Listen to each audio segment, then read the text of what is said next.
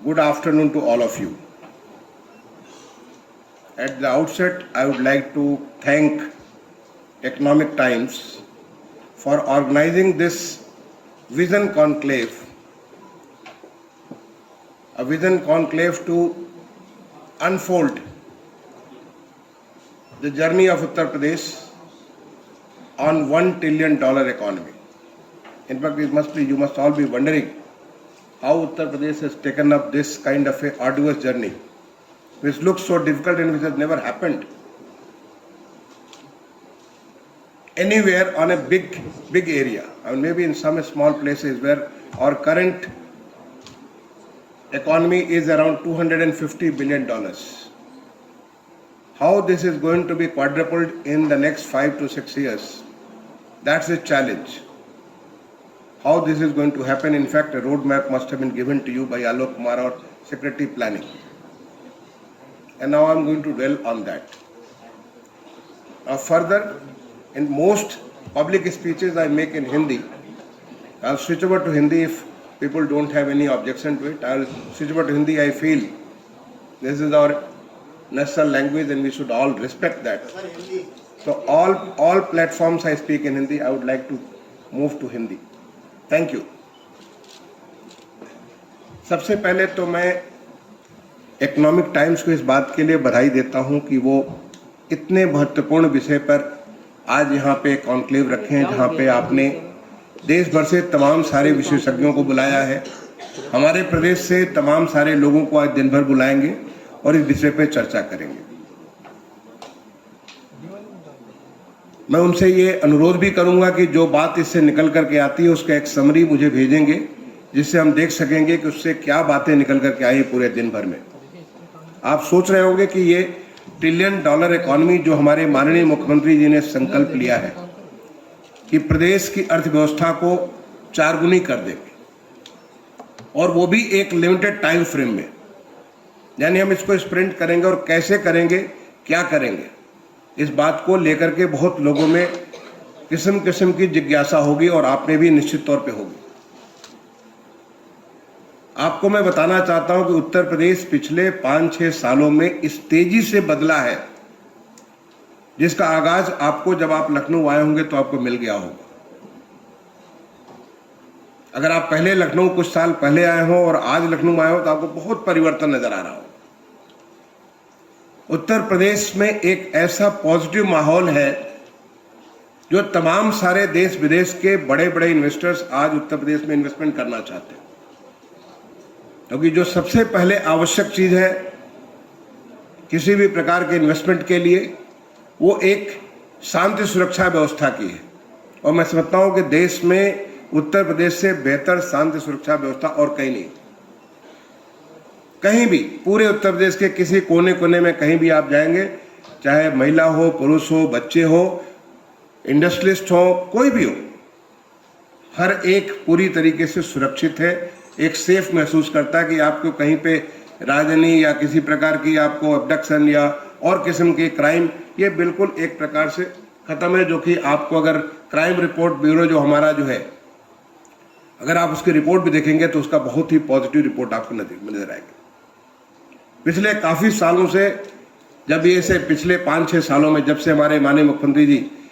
प्रदेश की बागडोर संभाले हैं, तब से किसी प्रकार के कोई दंगे फसाद भी नहीं। अगर कहीं किसी ने छोटी कोशिश भी की, वो तुरंत का तुरंत उसको वहीं पे बंद कर दिया गया।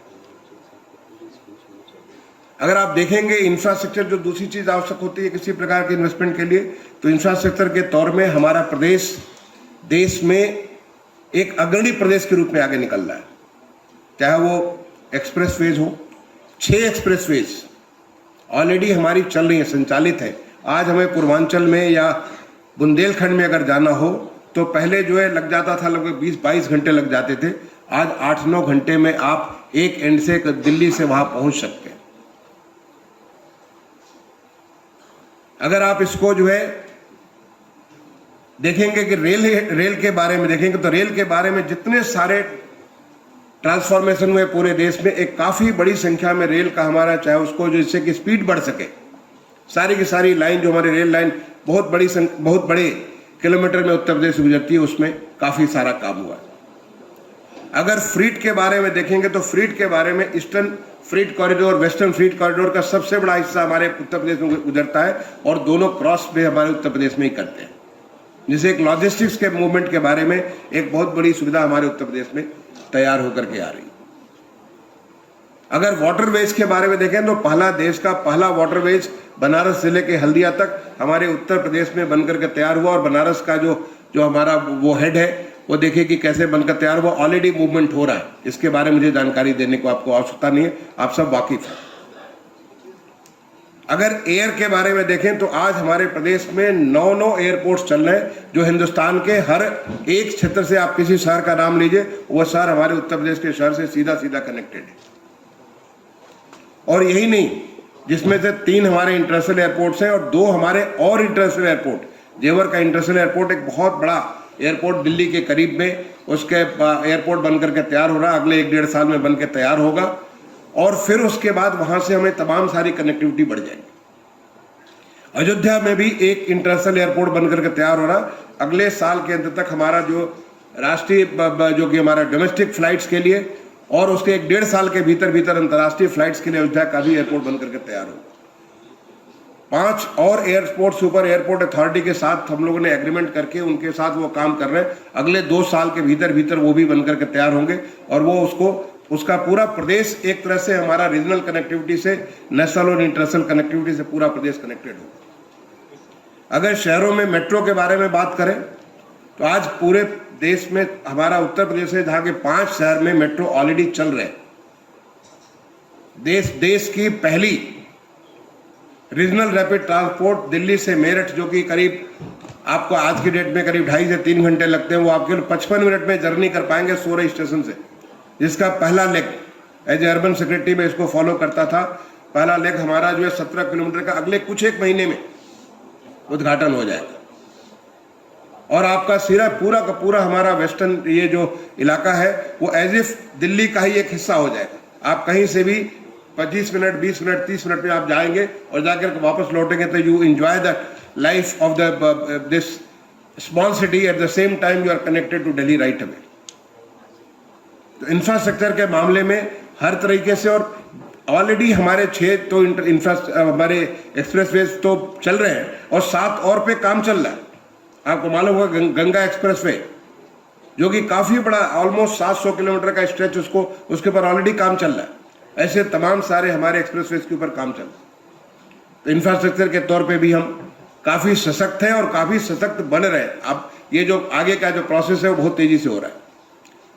अगर आप ईज ऑफ डूइंग बिजनेस के बारे में बात करते हैं तो ईज ऑफ डूइंग बिजनेस में हमारा प्रदेश देश में काफी अग्रणी है, उसके टॉप अचीवर्स में हमारा प्रदेश आता है हर एक चीज के लिए, चाहे वो निवेश के बारे में हो, हर चीज के बारे में। We are trying to ensure जहां कहीं भी छोटे मोटे गांठें थी जिसकी वजह से रास्ते रुक रहे थे, उन सारी गांठों को खोल करके, जिससे कि बड़े आसानी से हमारे निवेशक आ चुके। एक ऐसा माहौल है जिसके नाते आज हमारे माननीय मुख्यमंत्री जी ने आगामी 10 से 12 फरवरी के मध्य जो है एक ग्लोबल इन्वेस्टर समिट लखनऊ में होने जा रही है और उसका लक्ष्य उन्होंने रखा 10 लाख करोड़ रुपए का इन्वेस्टमेंट रखा कि हम इसके जो है ये साइन करेंगे 10 लाख करोड़ का, और मुझे विश्वास है हम 10 लाख करोड़ से ऊपर इन्वेस्टमेंट करेंगे, जिसके लिए पूरे हमारे इंटरनेशनली और नेशनली देश के तमाम सारे हिस्सों में हमारे रोड शोज होंगे, जहां जाकर के उत्तर प्रदेश की क्या ताकत है, उत्तर प्रदेश क्या करने जा रहा है, क्या ऑफर करने जा रहा है, वो लोगों को देकर के हम उनको अपॉर्चुनिटीज उनसे सीख करेंगे कि आप आए और उत्तर प्रदेश में इन्वेस्ट करें। आज उत्तर प्रदेश में डिफेंस कॉरिडोर, अभी तक तो डिफेंस का सारा प्रोडक्शन हमारा विंध्याचल के साउथ में ही होता था। अब डिफेंस कॉरिडोर के अलग अलग नोट्स हमारे जो 2 कॉरिडोर तय किए भारत सरकार ने, एक कॉरिडोर साउथ में चेन्नई के लिए तो दूसरा कॉरिडोर हमारे उत्तर प्रदेश के लिए तैयार किया गया, जिसके ऊपर बहुत तेजी से काफी सारे इन्वेस्टमेंट आ गए और काफी सारे इन्वेस्टमेंट आ रहे हैं।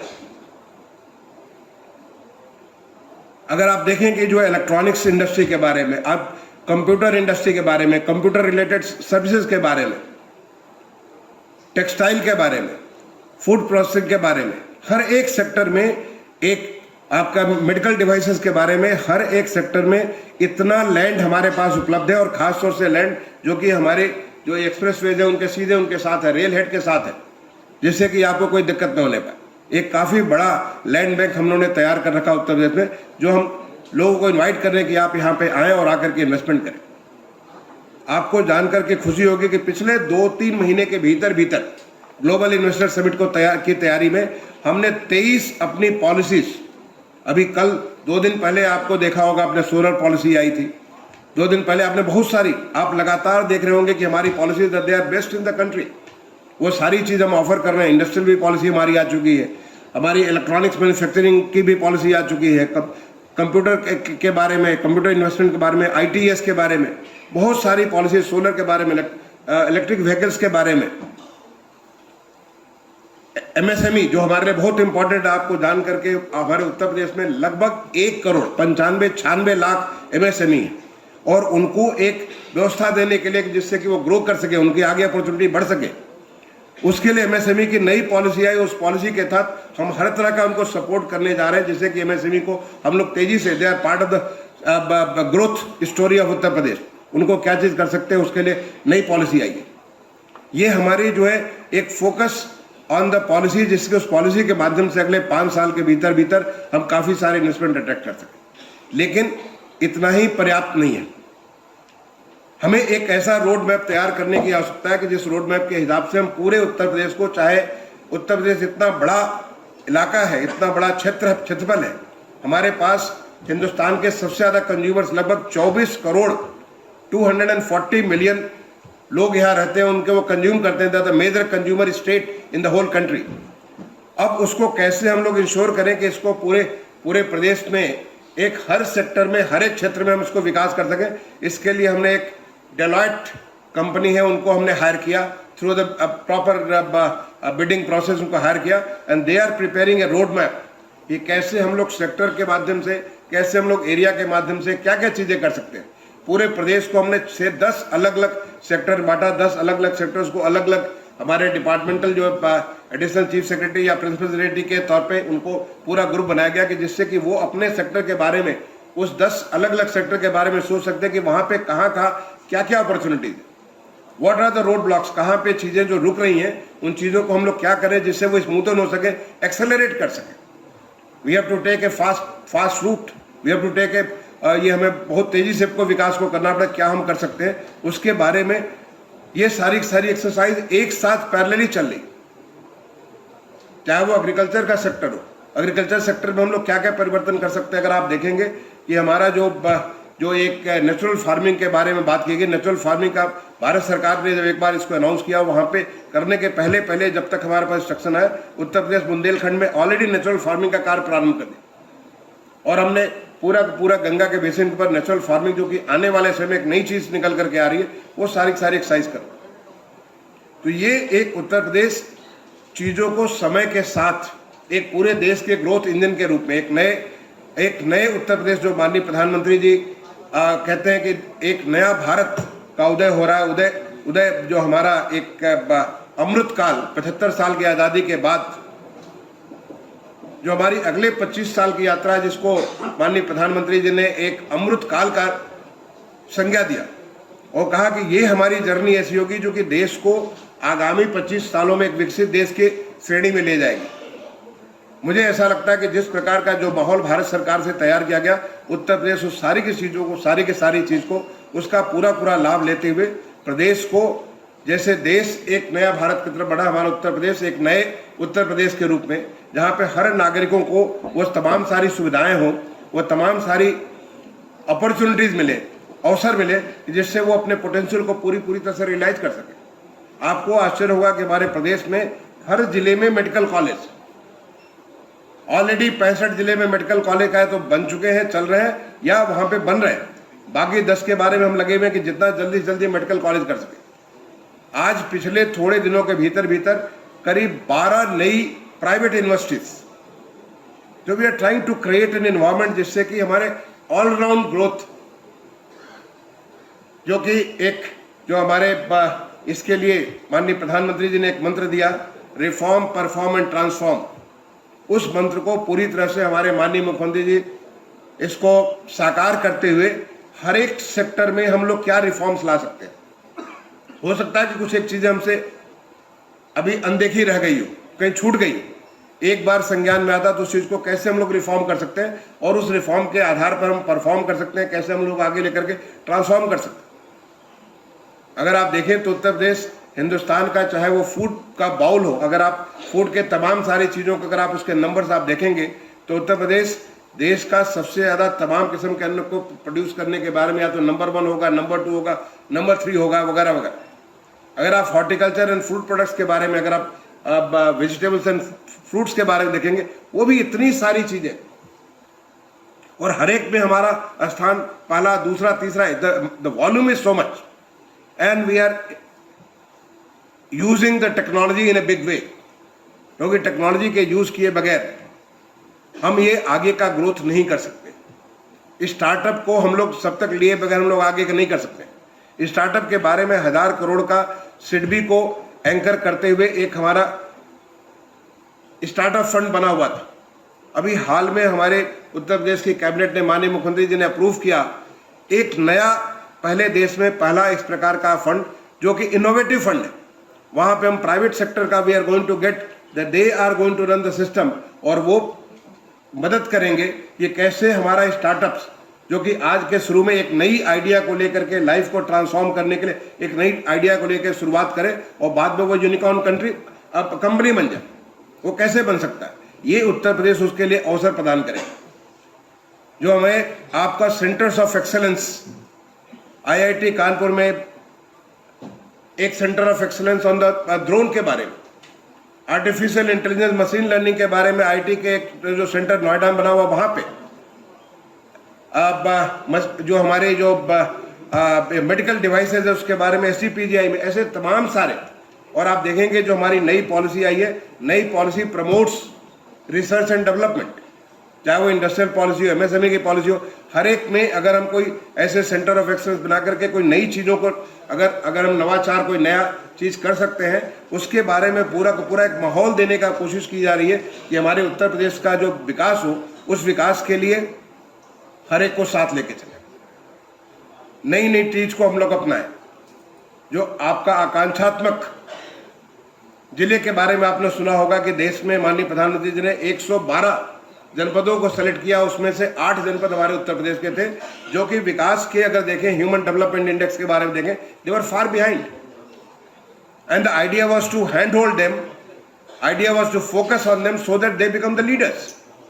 और अगर आप देखेंगे तो हमारे प्रदेश के जो 8 हैं टॉप 20 में आते, वो 112 में टॉप 20 में आते, जो टॉप 10 में हमारे 5 आते हैं। ये हमारा जो ग्रोथ के बारे में this is how we have been moving. और अभी हाल में इस 100 जनपद का, जैसे कि जो 112 जनपद का जो वहाँ पे स्टार्ट किया गया भारत सरकार के द्वारा एस्पिरेशनल डिस्ट्रिक्ट्स, उसी लाइन पे 100 ब्लॉक उत्तर प्रदेश, हमारे कुल 843 ब्लॉक है, उसमें से 100 ब्लॉक चुने गए जिनका जो है डेवलपमेंट इंडेक्स, जो ह्यूमन डेवलपमेंट इंडेक्स कम हो।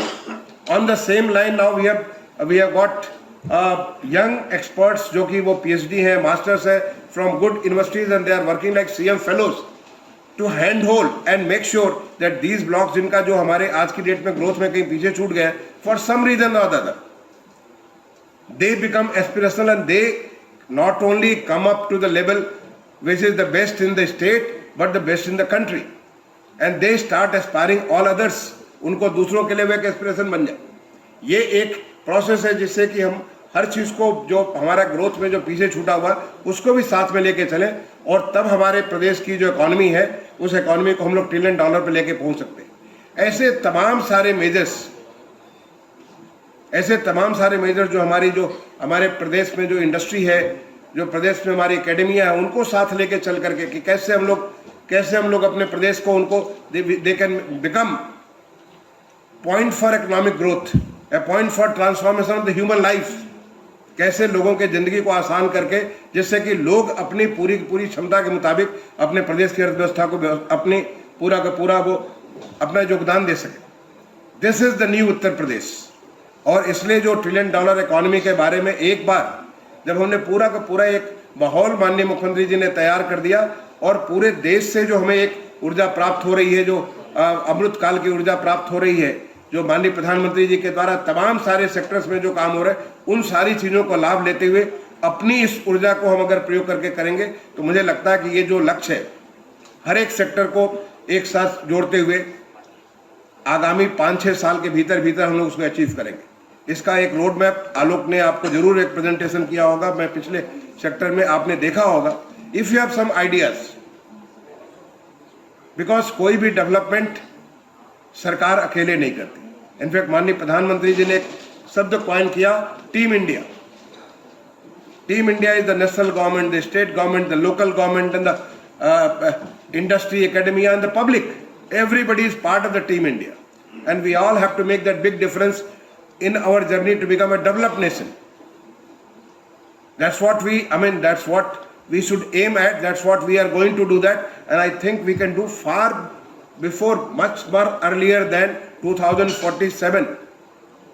जब हम इसका आज़ादी के 100 साल पूरा करेंगे उसके पहले हम चीज़ों को अचीव कर पाएंगे। If we have that confidence, we can really make that difference and we can do that. और इसके बारे में अगर आपके कुछ ऐसी आइडियाज हैं जो कि आपको लगता है as a part of the team India और द टीम उत्तर प्रदेश कि आपको लगता है कि उत्तर प्रदेश में इस काम को कर सकते हैं, we are trying to make our cities smart. Cities हमारे 10 सिटीज तो भारत सरकार ने चुना, मैं अर्बन डेवलपमेंट का सेक्रेटरी हुआ करता था, through competitive process 10 cities were selected from Uttar Pradesh. Uttar Pradesh adopted 7 more cities जो हमारे बचे हुए म्युनिसिपल कॉर्पोरेशन थे, and today with those 17 cities experience we are turned that mission into a movement. How the future of our urban cities, they adopt all cities, all features which are required for a smart city. चाहे वो हमारे road के बारे में हो, चाहे power के बारे में हो, चाहे एजुकेशन के बारे में हो, हेल्थ के बारे में हो, एंटरटेनमेंट के बारे में हो, इकोनॉमिक एक्टिविटीज के बारे में, इंक्लूसिवनेस के बारे में हो, इन सारी के सारे पैरामीटर्स पे कैसे they can become smart so that they become the real growth of engines of economic growth. वो हमको एम्पावर कर सके, कैसे हम इसको जो है इस पूरी की पूरी प्रदेश को वो ऊर्जा दे सके जिसके माध्यम से हम प्रदेश को लेकर के आगे बढ़ सके। So this is going to the discussion today, और मैं आप सारे लोगों को फुल डे डिस्कशन के लिए I wish you all the very best for a very interesting discussion during the day. And I will request economic times जिन्होंने आज का ये कॉन्क्लेव ऑर्गेनाइज किया है, end of the day whatever new things come up, please do share with us. We will make the best use of it in our journey towards making the state $1 trillion economy. All the very best for a good discussion today. Thank you.